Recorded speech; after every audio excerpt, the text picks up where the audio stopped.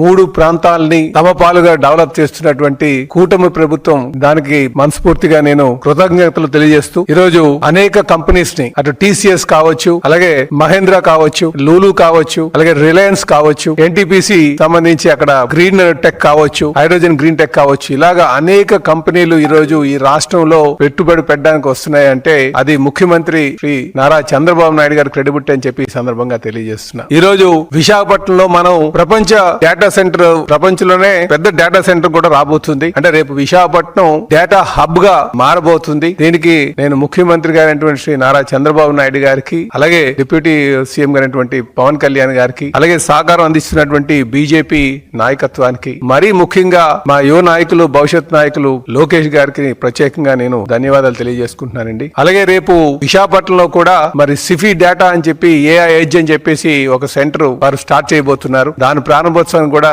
మా యువ నాయకులు, భవిష్యత్ నాయకులు లోకేష్ గారు వెళ్ళబోతున్నారు. రేపు 14వ తారీఖున ఢిల్లీలో మరి గూగుల్ సంబంధించినటువంటి రైడన్ తో ఫారెన్ డైరెక్ట్ ఇన్వెస్ట్మెంట్ సుమారు 87,000 కోట్లతో కేంద్ర ప్రభుత్వం సమక్షంలో అగ్రిమెంట్ కాబోతుంది. అంటే ఇవన్నీ ఎందుకు చెప్తున్నామంటే రేపు విశాఖపట్నం ఒక డేటా వ్యాలీగా మారబోతుంది. అనేక డేటా సెంటర్స్ రాబోతున్నాయని చెప్పేసి ఈ సందర్భంగా తెలియజేస్తున్నారు.